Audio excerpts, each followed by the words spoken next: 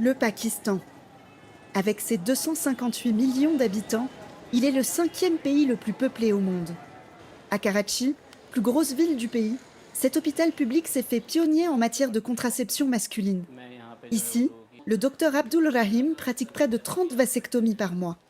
Aujourd'hui, il reçoit un nouveau patient, Mohamed Nassir. Ce forgeron de 41 ans souhaite réaliser cette opération gratuite. कितने बच्चे हैं आपके? 4 लड़के हैं, 3 लड़के हैं। अच्छा ठीक है। कोई फैमिली प्लानिंग के लिए कोई चीज़ इस्तेमाल करती हैं, कोई गोलियाँ इस्तेमाल करती हैं या कोई कॉन्डोम वगैरह इस्तेमाल करते हैं? अब करना पड़ा है क्योंकि अब करने की वजह क्या हो रही है? फैमिली पूरी की हालत तो आपको पता है। अच्छा आपकी फैमिली पूरी हो गई है अभी सबको? Cette méthode de stérilisation définitive est encore peu courante alors que la responsabilité de la contraception repose très largement sur les femmes. Seuls environ 33% des couples pakistanais utilisent une méthode contraceptive contre 66% en moyenne dans le monde. Je vais faire une injection, vous allez sentir une petite piqûre, puis vous ne ressentirez aucune douleur. L'intervention est très légère, réalisée en anesthésie locale.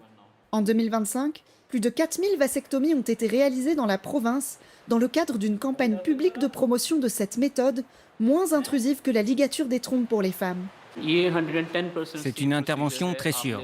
Le saignement est minime et c'est facile de repérer les conduits de sperme pour les ligaturer avec un fil de suture. Ensuite, il n'y a pas besoin de point de suture.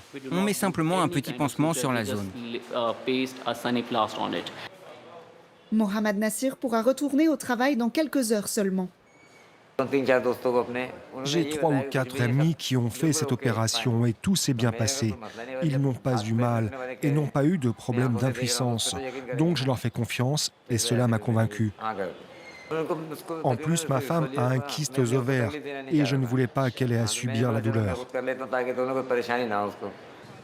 L'indice de fécondité du pays reste élevé avec environ 3,4 enfants par femme.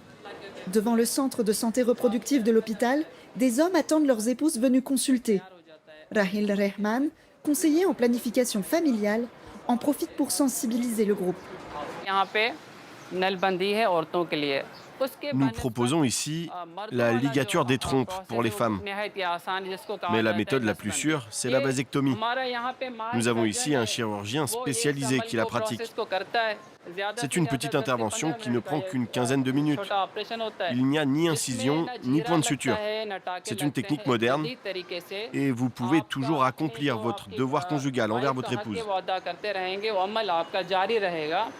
Le conseiller choisit soigneusement ces mots. La santé sexuelle est taboue dans le pays.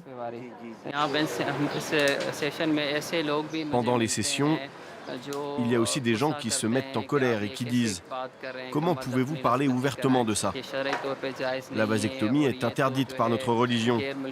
C'est un complot de l'Occident pour réduire la population musulmane. La population du pays pourrait dépasser les 300 millions d'ici 2030, et ce alors que les infrastructures manquent et que le chômage est endémique.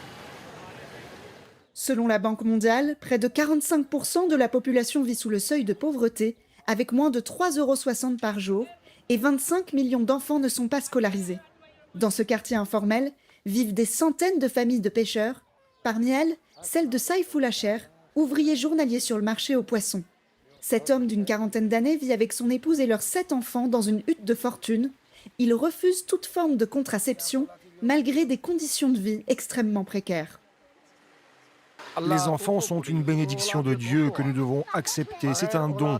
Sans enfants, on est incomplet. Notre descendance est l'héritage de notre famille, de notre tribu. Plus nous sommes nombreux, plus nous sommes forts. Et empêcher ou refuser cela, c'est un péché. J'ai 7 enfants et le 8e est en route. Je n'ai eu ni complications ni problèmes et je les ai tous eus naturellement. 3 vont à l'école, les autres non. Quand on a de l'argent, on mange et quand mon mari ne gagne rien, on a faim. Avec près de 60% des accouchements à domicile, le Pakistan enregistre environ 11 000 décès maternels par an liés à la grossesse ou à l'accouchement, l'un des taux les plus élevés au monde. Dans cette maternité gérée par une ONG, les soignants sont débordés.